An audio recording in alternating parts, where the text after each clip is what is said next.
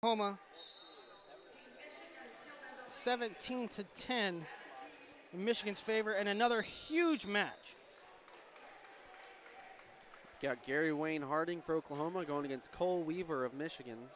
Two top 10-ish kids when they were still in the high school rankings. Weaver, both these guys have reached the raised platform at Fargo throughout their high school careers.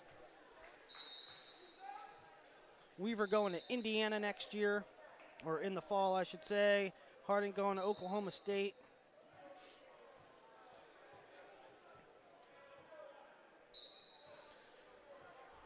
And Harding had a big 10-0 tech to really kind of get Oklahoma back on the right side of things in that Illinois duel.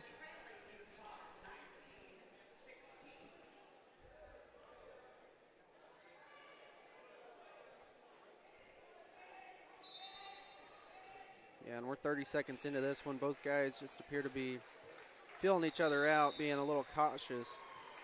Weaver's starting to pick things up with his collar tie. Weaver 3-0 in the tournament so far.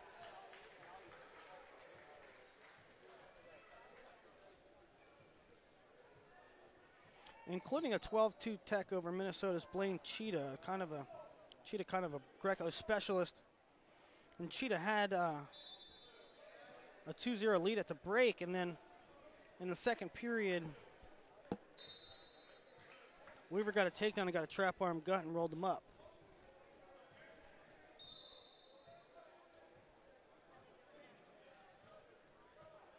Yeah, and Weaver's working on the front headlock now.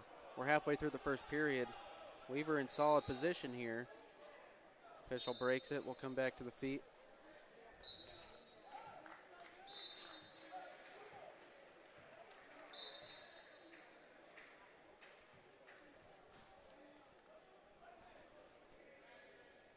And Weaver trying to isolate that elbow of Harding. Get to his 2-on-1. But both guys seem to be neutralizing each other pretty well on the feet. Gary Wayne, you know, typically when you see him in folk and free, he's more of an athletic type of high energy type of kid. It's not going to be that way with Weaver because in Greco, Weaver stays in incredible position. You can see him. Yeah, Weaver gets hit with a passivity warning there after.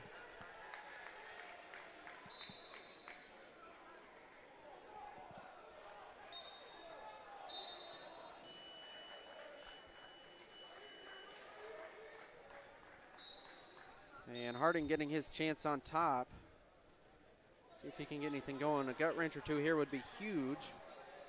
And he's going left side with it. Good defense from Weaver. Close to the edge of the mat. And Weaver's going to crawl out of bounds. No points for Harding when he gets his chance on top. So we'll head back to neutral. 26 seconds left in the first period. And we've got a tight one here. Could very well decide the fate of this duel.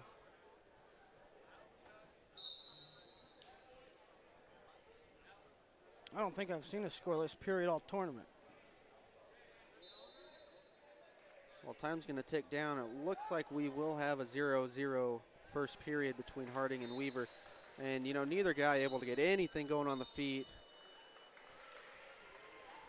Harding did have a chance on top. Expect Weaver to get a shot on top before the officials start throwing out points via cautions. So keeping in mind that Harding got to go on top first, yeah, you would think that trend would continue if it came down to it. But you don't want to see it in like that. Yeah, that's what you expect, you know, the way it's been called recently internationally. Yeah, back to it in the second.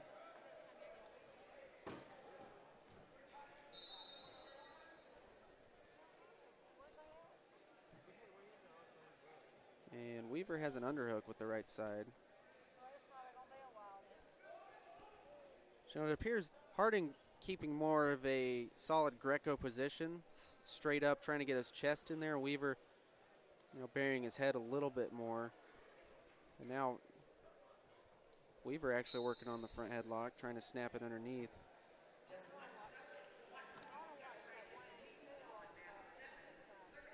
Weaver trying to go slide by there. Drag from Harding, and again, just points hard to come by here.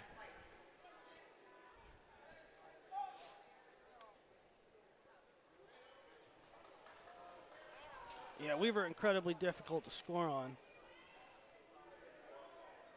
Underhook now for Harding.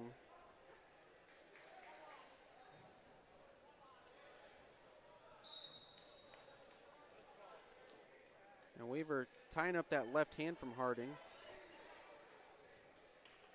So they're going to put Harding down now. I hate it. I mean, yes. I mean, Harding's the guy that's looking to do something. Yeah, but when you can't score, they're not gonna let it go scoreless. Is basically the whole point here. No, but theoretically, I mean, in effect, one guy could score, and Weaver's good on top, boy. Look at him. Well, close to getting the gut. I mean, Harding was about to go, and he goes out of bounds. So that's big right there. What I'm saying is, you could stall the whole match, give up your passivity and go underneath. Keep stalling, and you know the call is going to go against the other guy because that's just the way they call it. Well, hold on. We have looks like fleeing the mat against Gary Wayne Harding, and Weaver's going to get a point. Yeah, that's not surprising that they called it that way. So 1-0 in favor of Weaver, 1:20 on the clock. Doubt that we will see another caution call, so Harding going to have to pick up the pace. He goes for the arm spin. And that's exactly why they call it that way, because then one guy will have to be aggressive. They don't want to leave the score 0-0.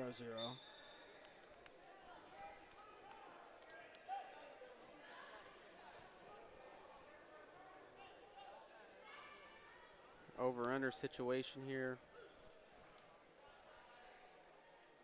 Weaver hipping in. We'll come back to the feet. Cole Weaver up 1-0, 48 seconds left. Harding going to have to give it one more burst.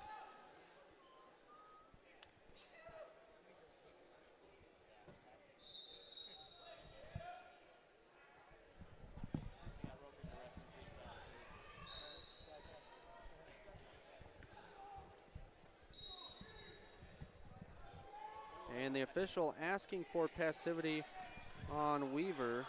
Not confirmed, though. Harding close to coming around behind. Back up to the feet. Harding with the underhook. And Weaver at this point just needs to stay in solid position. The official asking for stalling again, or fleeing the hold, I should say. Official asking for it. The judge and chair don't even acknowledge that call, which is surprising. But Cole Weaver wins at 1-0. 1-0, which is a 3-0 on the team score side. And that's what I don't like about the dual scoring either. 3